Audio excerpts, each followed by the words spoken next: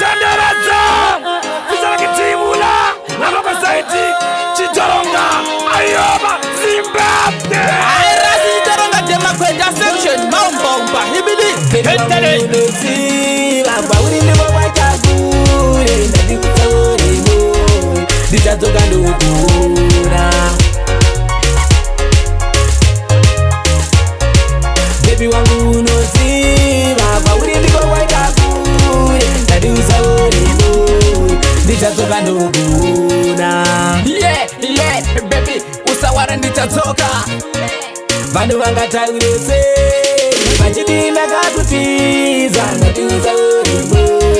Kungwarire mwana wangu Baby wangu unoziva Pauri ndimo waikakure Ndatiuza urimo Ndichatoka ndokura Baby wangu unoziva Pauri ndimo waikakure Ndatiuza urimo Ndichatoka ndokura Shingirira upenyu unorema Ndinozviziya zvinorema Kana enende serepo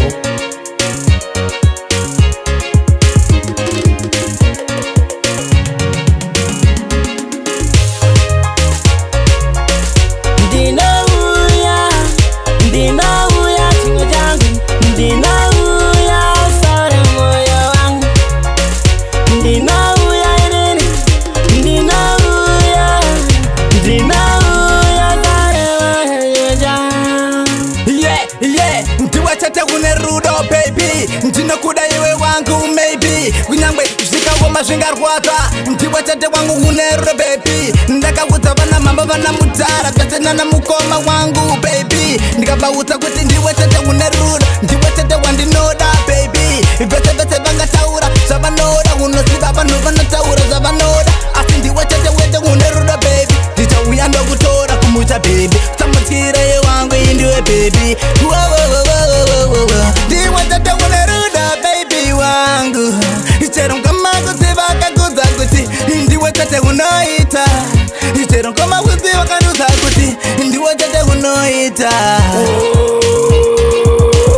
Dandaraza Baby unoziva uri wangu iwe Hapana zvavangataure iweka Ndini wacho mudhara ndoizivaka Pauri kujoni ndichakuturaka Uchengete mwana wangu kaiwe Ndiri kudzoka ndokunaka Baby wangu Iwe uri chimwe changu Iwe baby wangu Iwe uri umwe wangu iwe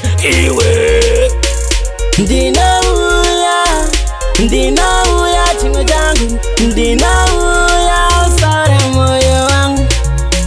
Ndinauya inini Ndinauya